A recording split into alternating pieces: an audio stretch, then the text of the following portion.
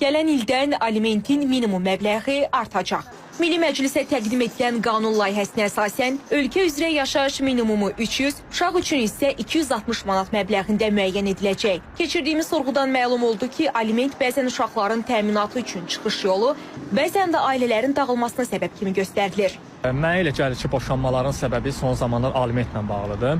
Yəni, hansısa bir vəzifəli həyat yoldaşı olan bir xanım sonradan boşanmaq fikrinə gəlir ki, yəni boşansın və ondan aliment tələb eləsin. Hamısı sosial problemlərlə əslində əlaqəlidir. Həm də övladların sağlamlığı baxımından onların qidalanması var.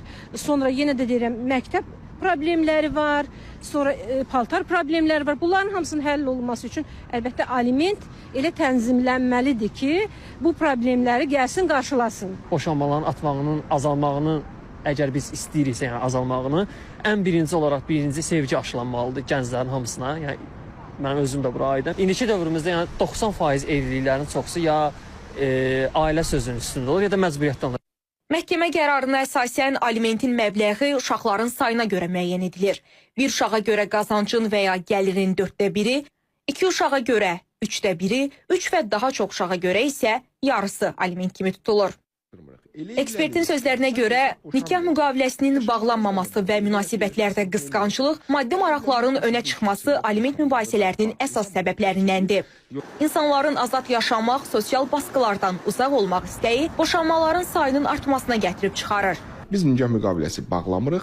Nikah müqaviləsində gələcəkdə uşağa hansı aliment veriləcək, hansı əmlak arvada qalacaq, hansı əmlak kişiyə qalacaq, bu məsələləri aydınlaşdırmırıq. Belə olan halda aliment məsələsində insanlar bir-birinə qısqanc yanaşırlar. Uşaqdan alət kimi istifadə edirlər.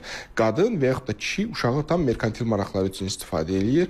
Alimentin daha çox alınması üçün arvad kişiyə baskı qurur, ər qadına daha az vermək üçün baskı qurur. Problemin aradan qaldırılması üçün isə Ailə Qadın Uşaq Problemləri üzrə Dövlət Komitəsi maarifləndirmə işlərinin gücləndirilməsinə xüsusi diqqət yetirir. Problemin üzərindən birgə gəlməkdə, problemi birgə həll etmək bacarığının zəifləməsidir, ünsiyyətin zəifləməsidir ailə-daxili münasibətlərdə.